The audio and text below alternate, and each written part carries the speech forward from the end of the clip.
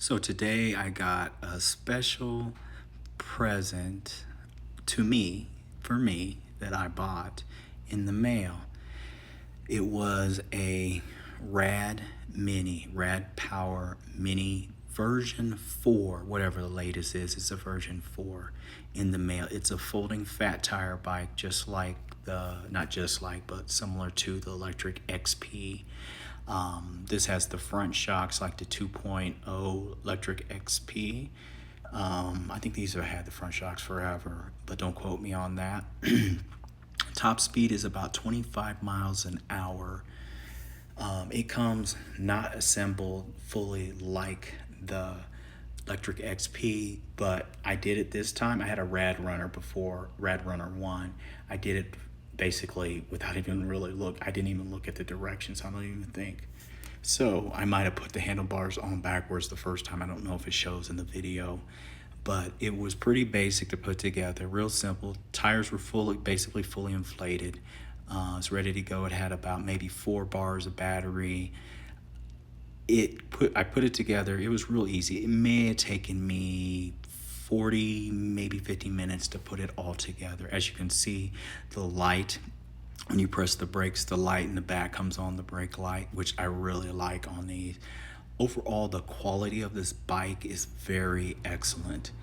Same as my Rad Runner. The only reason I got rid of the Rad Runner was because it didn't fold, and I went and got the budget bike, which was the Electric XP. This sitting next to it, just for a few $100s more, the quality is by far a lot better. Riding it, again, getting on one, I had forgotten, oh, you see the error 008, so I brought the Electric XP because my sister's in town, so they could try it out. And guess what? Bring It Outside has an Arrow 000, which is like a throttle. Looked all over for a loose cable where I know the throttle's at. Couldn't find anything.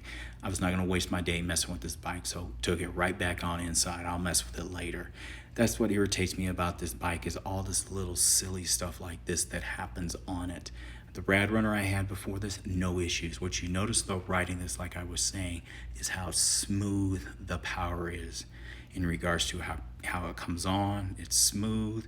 I need to tighten it up a little bit, but I can tell you for a fact, being this is my second Rad Power bike, the quality on this bike is superior to that of the Electric XP. I'm not going to talk about the front shocks because the 2.0 has it too, but the build quality, the use of the power, how it comes on, how it goes off is so much smoother. It just feels like a better bike.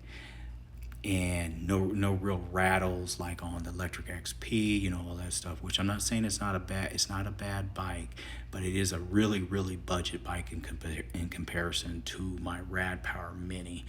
And having them now together to be able, because I can never really compare it to my Rad Runner because I sold it before I got that one. But this is a pretty awesome bike, guys. 3-inch tires on it, very smooth. It doesn't have a rack on the back, but I swear to God, that rack off the back of the Electric XP will fit on this. It looks like it, but I won't take it off. I'll buy another one. What I'm going to do with the Electric XP, I don't even know yet in regards to keeping it or selling. I thought I would keep it. I'll see, but I don't want to be dealing with a bunch of electrical gremlins with this bike either. And having it work sometimes, having it not work other times, all that stuff.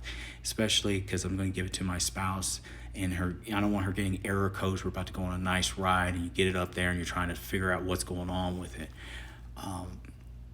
Like I said, do I recommend this? Yes. As you can see, where you plug in your key, when you turn it on, you can take your key out. Your key does not have to sit in the bike. It's funny how you forget when you had one before all the little things you did like about this bike. Very good quality for what I paid. $1,300 for this bike. I paid $300 more than the Electric XP 2.0 that's out now, and I'm so glad I did, because the quality of the Rad Power bikes is excellent. If you can't come up with an extra $300, would I recommend this bike? Yes, I would. But like I said, the electrical gremlins here and there that happen, the little silly stuff, not counting flats. Flats have nothing to do with the bike. They can happen on either one of them. But just little things. I love the look of the Electric XP. I don't like the quality of it in terms of it being a dependable bike.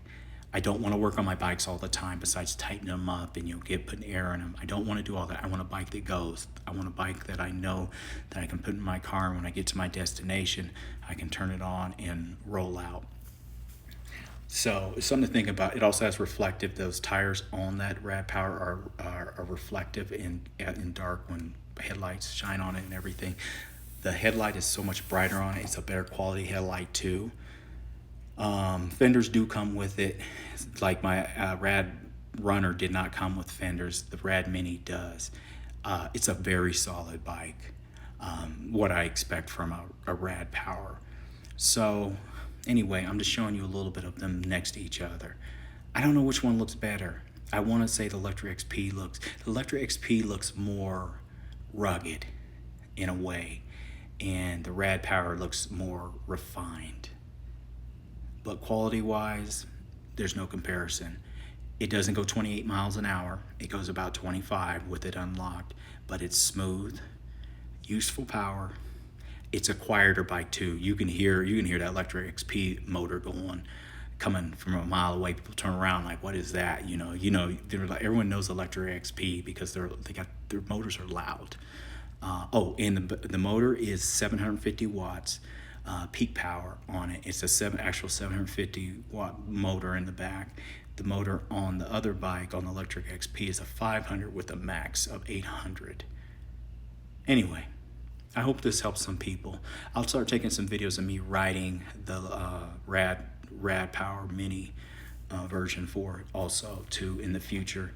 I was so excited to get it, but I'm also changing struts on a Subaru, so I was doing like 3 different things at the same time. So yeah, it was a busy day and then my sister came into town, so it was a busy day. I let them ride it. They love this bike. I wanted them to ride Electric XP, but when I needed it to work, of course, got an error code on it. And all I've done is change the tires, and I just don't feel like taking it apart right now and messing around with them. Like, good Lord, would this bike just work? Because what if I've been on vacation with it and it acted like this again? You don't know. You don't know. Comfort levels on them, I don't know what the difference is. It could be also the tires, the 3-inch more passenger style tires on this bike, on the Rad Power, that makes it feel a little more comfortable too. But it's also the build quality. The build quality is definitely there. There is a difference in the build quality. I can tell you that for a fact. It feels like a much more well put, well thought out bike than my Electric XP. I want to keep this bike. I still like the Electric XP. I just don't trust it as a bike I want to take with me anywhere to do anything of working when I get to where I need to go. And that's just the truth, everyone. The bike has not been dogged. What you see in my videos, basic dirt trails here and there every blue moon. It's nothing big. Nothing else has been done to it. There's nothing I wouldn't do with the Rad Power Mini, and it's nothing I haven't done with the Rad Runner. I did it with the Rad Runner, who had no shocks or anything either, and I had no issues out of it. I wish they made the Rad Runner not only the 7-speed, but they made it in a folding. I would buy it in a heartbeat because I love that bike. But I'm very satisfied with this bike. I'll get some accessories in the future for this bike too. But anyway, go check them both out.